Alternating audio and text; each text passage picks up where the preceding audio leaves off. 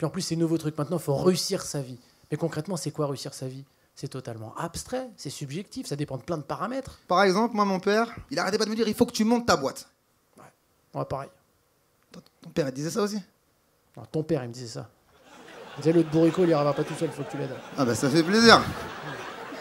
Et il s'appuyait toujours sur la même chose, c'était la fable de la cigale et la fourmi. Et il me disait toujours... Tu vois, mon fils, faut pas que tu fasses comme la cigale. Elle a dépensé tout son argent, elle a fini dans la rue. Faut que tu fasses comme la fourmi. Elle a gardé son argent, elle est restée au chaud. Mais je suis désolé, pour moi, c'est pas forcément une question d'argent. Hein. Il y en a qui ont des millions, ils finissent par se suicider quand même.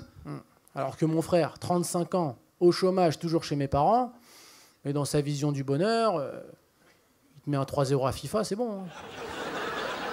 Pas très loin du maximum, là. Hein. Depuis que t'es tout petit, on te formate la tête avec une vision du bonheur, d'accord? Et ça commence à l'école, hein, avec le mec qu'on appelle le conseiller d'orientation. Ils ont carrément un professionnel pour ça. Le mec, c'est le GPS de la réussite. Et concrètement, si ce gars-là, il savait s'orienter... Il aurait pas fini conseiller d'orientation. Tu demandes pas ton chemin à un mec qui est déjà perdu, ça n'a pas de sens. Donc entre ce type-là qui arrêtait pas de me parler, mon père qui arrêtait pas de me dire « il faut pas faire la cigale, il faut faire la fourmi », j'étais perdu.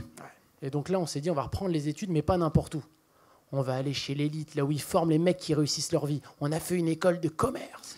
Et attention, quand t'arrives dans l'école de commerce, tu comprends que les gars, ils sont pas là pour rigoler. Hein. On est arrivé dans le bureau du directeur, il nous a dit directement « prenez un stylo ». Ah, ça commence déjà, faut que je prenne des notes. Non, faut que tu me fasses un chèque. D'abord. D'accord. 8 500 €. Ok, C'est le premier trimestre. ça me semble raisonnable. Tout à fait. En plus, dans les écoles de commerce, t'as plus des profs. T'as des intervenants, tu vois. En gros, tu payes pour un rigolo qui te raconte sa vie pendant 1 heure. Nous, on allait le voir. On dit « un jour, nous, on va faire comme vous ». Ah ouais? Tu veux être intervenant? Eh non, je vais être humoriste. Si tu racontes. Pareil. C'est juste plus facile, c'est tout. Ça revient au même.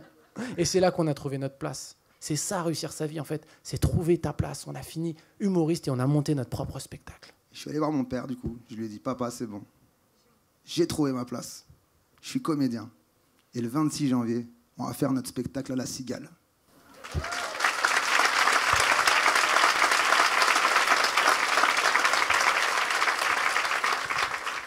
Tu te rends compte, papa? Je vais faire la Cigale. On va faire la cigale. Hein. Je t'ai dit de faire la fourmi, imbécile. T'as rien compris à la fable, en fait. Hein.